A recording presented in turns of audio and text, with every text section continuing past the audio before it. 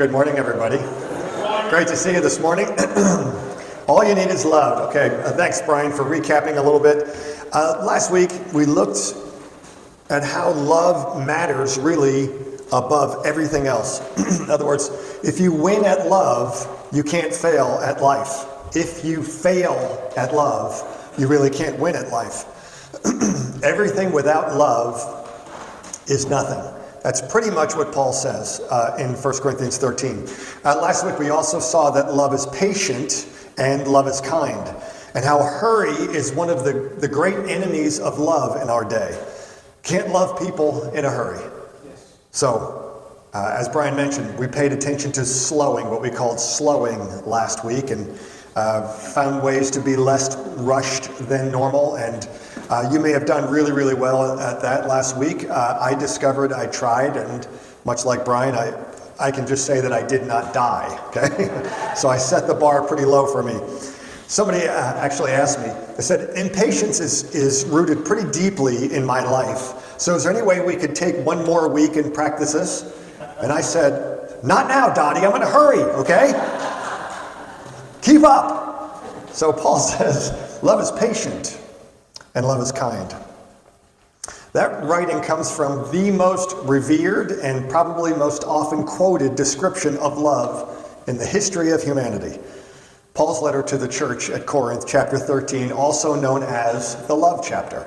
Now, a lot of people think that these words are just beautiful poetry that should be said in special times and maybe done at weddings, stuff like that. Something you might find on a Hallmark card. And this Corinthian church probably was just wound up with warm, fuzzy feelings as these words were read to them. Nope, not even close, not by a mile.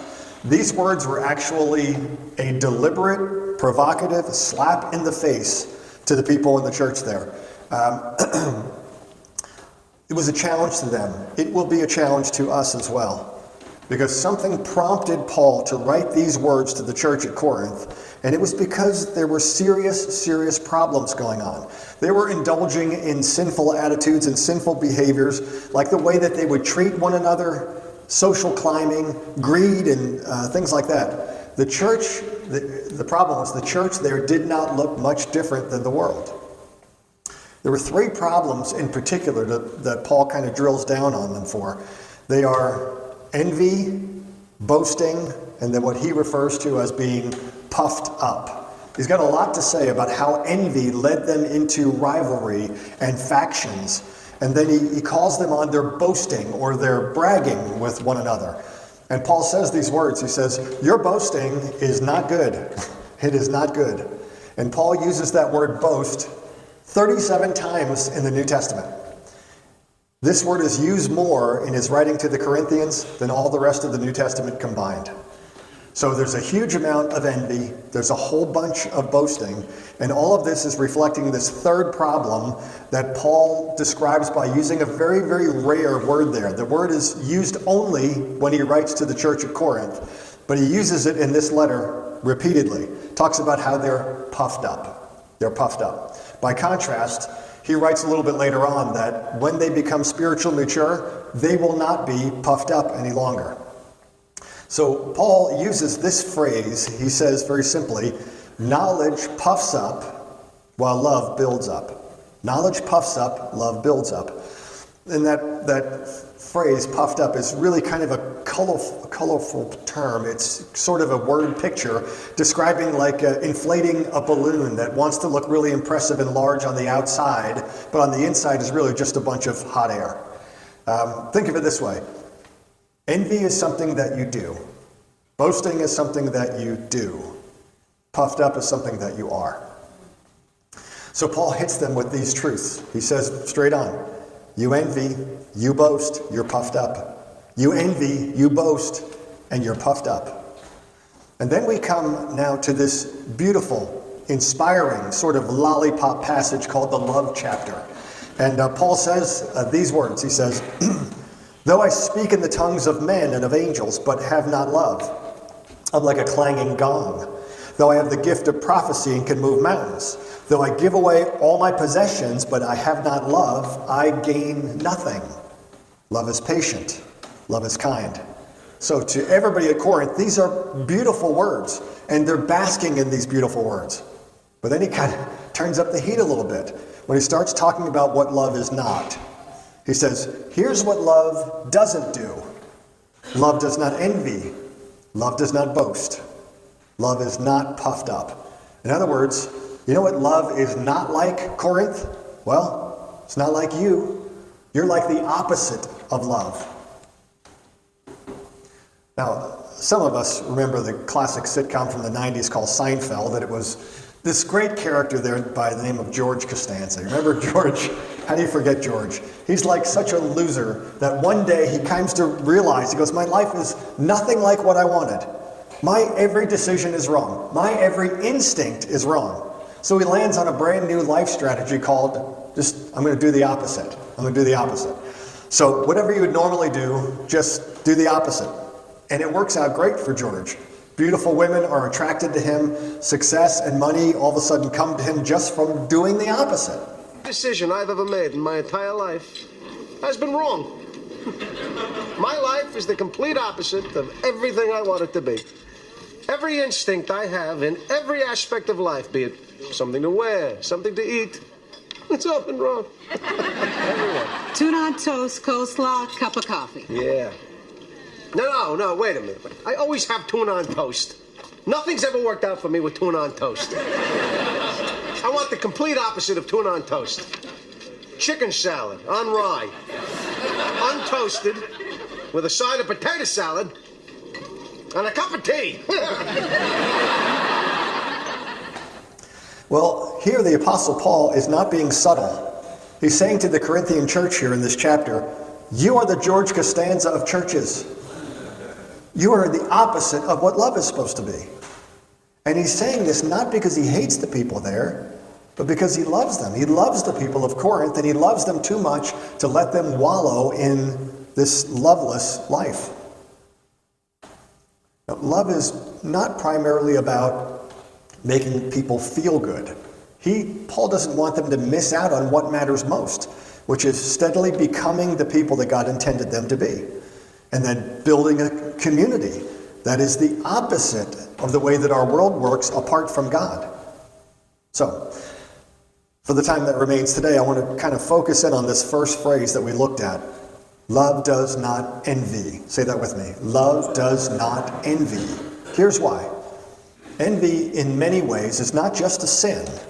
It's like the opposite of love. A loving person feels enhanced by the well-being of others. A person of envy feels diminished by it. When I love someone, I want to build them up. When I envy someone, I compare myself to them and actually want them in some way to be torn down. Now here's the tricky part. Nobody can get rid of envy by trying really, really hard not to envy. That's never the way of spiritual transformation. Envy can only be got rid of as it is replaced by love, by the power of love. When love is present, there's just not room for envy to grow. So the place to begin is in ruthless honesty. So, how many here really, really wrestle with envy? That's what I thought. Hardly anybody at all. This is the honors class. This is AP Christianity here in this chapel today. You know, one of the great things about living in Orlando is that with the help of technology and education and just overwhelming goodness, we have basically defeated envy. People never compare themselves with other people. No, not here. There is no concern about appearance or image management. No. Here, people live with delightfully modest spirits and contented hearts. In Central Florida, given our environment of vacation and pleasure and vocational opportunities, we have completely defeated envy. Aren't we the best? Aren't we the best? I don't know about you, but that is not my story.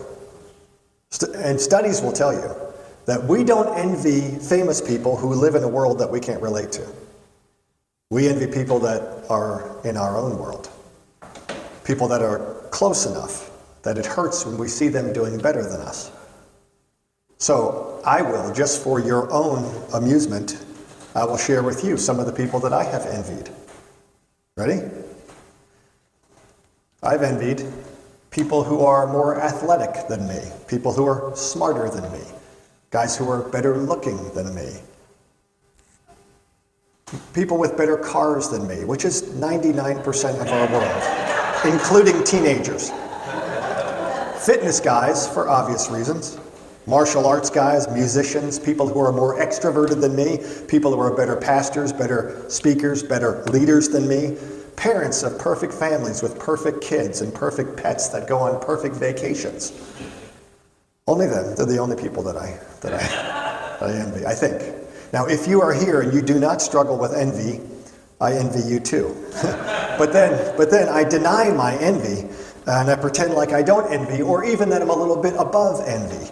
And I boast too, but I'm really careful about it because I'm a pastor. And I try to do it in clever ways that actually make me look humble. But I'm not fooling myself or anyone else, really. Love does not envy. Love does not envy. It's really important to understand here that the Apostle Paul is not giving us a list of commands to obey. He's not saying do this, and don't do this. He's just describing what love is like. Envy is the opposite of love in a way that most other sins are not. Greed is a sin. I might be greedy. I might want just as much money as you have. But if I envy you, I'm not satisfied with me having more. I actually want you to have less. So the wrong kind of competitiveness creeps in so quickly. So here we are, we're in this series on love, and I was thinking about this adventure for our church. I thought, we want to be a loving church. And then I thought, we want to be the most loving church in Orlando. But then, of course, we'd have to compare ourselves to other churches, and then if other churches became more loving, then it would diminish our own status, and I discovered all over that envy's a pretty sneaky thing. All right, there is a researcher by the name of Alexandra Samuel, and she has documented the impact of social media upon envy. Because now we broadcast our every success to our entire world, don't we? Seems like everybody has better jobs and better ideas for decorating and better kids and better dining experiences. The more time that people spend on social media directly increases the amount of envy that they experience. Envy is such a miserable thing, and yet we do this to ourselves. At the same time, envy is so old and it's so subtle that the very first time the word sin is mentioned in the Bible, it's in a story about envy.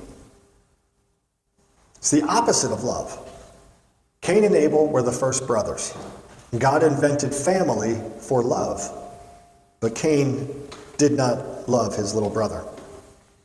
And we're told in a very compact passage in the Bible that they both bring their offerings to God. Abel apparently brings the very best that he has, the choice portions of his flocks and his herds. Cain is apparently going through the motions, doing what he is obligated to do. So Abel knew a spiritual intimacy with God that Cain did not. And that might have been painful for Cain to understand. But that pain did not prompt him to seek and investigate what was going on in his own heart. It could have. That pain could have led him there. But he decided that his problem was not him. His problem was his brother. And every time he looks at Abel, he feels bad about himself. So the thought occurs to him, what if there was no Abel? And God tries to help him. It's really a fascinating passage how God reaches out to him. And God says to Cain here, he says, why are you angry? Why is your face downcast? If you do what's right, will you not be accepted? But if you don't do what's right, sin is crouching at your door. It desires to have you, but you must rule over it. Sin is crouching at your door. It's like a beast. It's like this living thing that wants you and is waiting for you. But you can rule over it. You might not, but it's possible. It's possible. So God poses these questions to Cain. Why are you angry? Why is your face downcast? But Cain is silent. If Cain would have answered God, if Cain would have confessed the sin of envy, he could have been saved. But his silence was his doom. Envy destroyed his soul and his brother. And God speaks in an unbelievably poignant and sad passage after the murder, after Cain kills his brother. He says, "The blood of your brother cries out to me from the ground." Now think of the pain of God here. The ground that God made was not meant to receive the blood of one of his children, but it's been receiving that for a long, long time now. Now from Cain and Abel on forward, there's this green thread of envy that runs all the way through the Bible. And if you know the Bible, you know some of these stories. Sarah and Hagar, Isaac and Ishmael, Jacob and Esau, Leah and Rachel. Envy.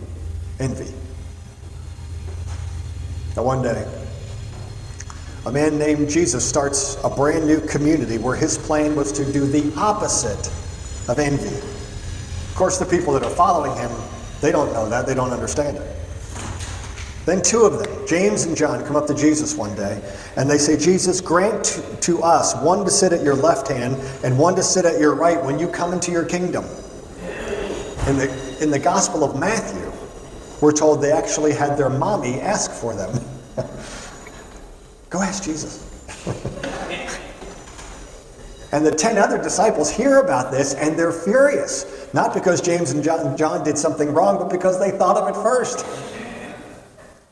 And they're like, "Man, that's what I wanted. Crap." But Jesus turns the light on for them by talking about greatness a little bit. And here's what he says. "Whoever wants to become great must become a servant. Whoever wants to be first must be last." In other words, hey guys, here's the plan. Do a Costanza.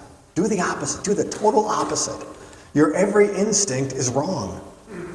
The blood of every brother and sister cries out to God from the ground. So let's do the opposite. Let's make our lives a joyful exercise in trying to serve, trying to enhance, trying to give to the lives of other people. It'll be good for you to do that. Remember, you cannot stop envying by trying really, really hard not to envy. Spiritual maturity is not good envy management. It's not through gritted teeth, stifling feelings so I'm just miserable on the inside all the time. No, but envy can be removed by love. Where love is present, there's just no room for envy to take root. It has to put down roots in the human heart. But a loving heart just has no place for envy to get rooted. You can think of it like this. All of us deal with this to some extent. There are people in what might be called my circle of oneness. My circle of oneness. Could be my family, really close friends, people I admire, or people that I kind of identify with. In some ways, like we're one. If they do well, I rejoice. If they hurt, I hurt. But then there might be called my circle of rivals. My circle of rivals. With them, it's kind of the opposite. With them, if they do well, I feel diminished. If they go south, they have problems, well, I kind of feel a little bit better about myself. Jesus' plan is to take those who are currently in my circle of rivals and move them into my circle of oneness. One family.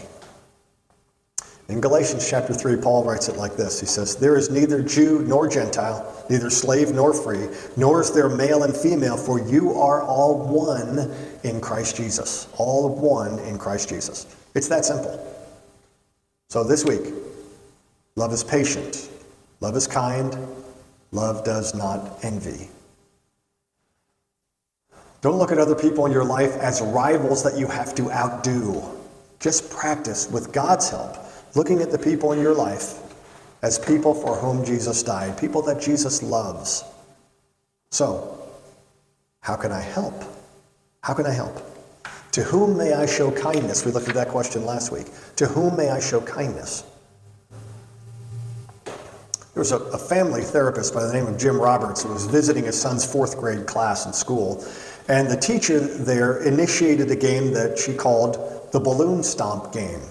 And it was a simple game. Each child has a balloon tied to his or her leg, and the object of the game is to protect your balloon while trying to stomp and pop everybody else's balloon.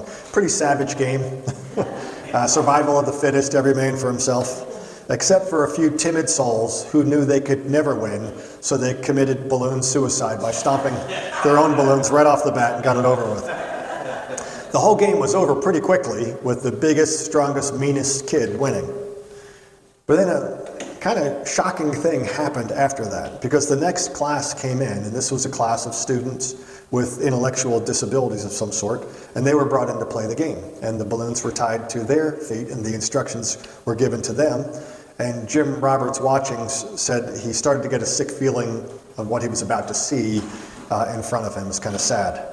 And the kids all understood that the idea that the balloons were to be popped, but they got the dog-eat-dog part of it all wrong. They went about methodically and joyfully helping each other stomp on all the balloons. One girl carefully held her balloon still while the boy next to her would stomp on it, and then he held his in place so she could take a turn at his. When the last balloon popped, everybody cheered. It was like they all won. They just did a Costanza. They did the opposite and they won. So here's the question. What game are you going to play this week? What game will you play? And how are you going to keep score? What Jesus might say would be, why don't you keep score by saying, to whom can I show kindness? How many people can I help? Just that. Who could I encourage to shine? Who could I thank or compliment or recognize along the way? And maybe this week, just to make it really, really concrete, pray for your competitor to shine. Pray for your competitor to shine. A competitor is anyone that might be on my circle of rivals, anybody that I compare myself to. You see their success and it automatically galls you. You feel inferior or jealous, so you want to do better than them. But this week, do something different. Do the opposite. Identify someone who is a competitor and really pray for them to flourish. Because no matter what you feel, that's the beauty about prayer. I can pray for someone no matter what I feel, because what I feel can change, and it will change. And people with that sort of approach to life, that is the community that Jesus came to start. All right. We're gonna receive communion in just a couple of moments, but I'm gonna wrap this up with a word about the cross and envy. The cross and envy, because on a human level, envy is why the cross happened. We're told that Pilate saw that it was out of envy that the priests delivered Jesus over to him, because Jesus was loved and he was followed. He had power and he had authority. He could heal and he could teach. And in their envy, they took no joy in Jesus. The religious leaders took no joy in Jesus. They felt diminished by him, less than. And in their envy, they formed a plot to kill him. But Jesus had his own plan, and it was a plan to destroy envy along the way. Jesus decided, I will be the object of the worst that envy can do. It will be my blood that's spilled. But when your envy is spent, I will still be loving you. I will still be forgiving you. The very cross where you think you're defeating me is where I will actually be defeating envy by the power of love. And so he was crucified and he was lifted up.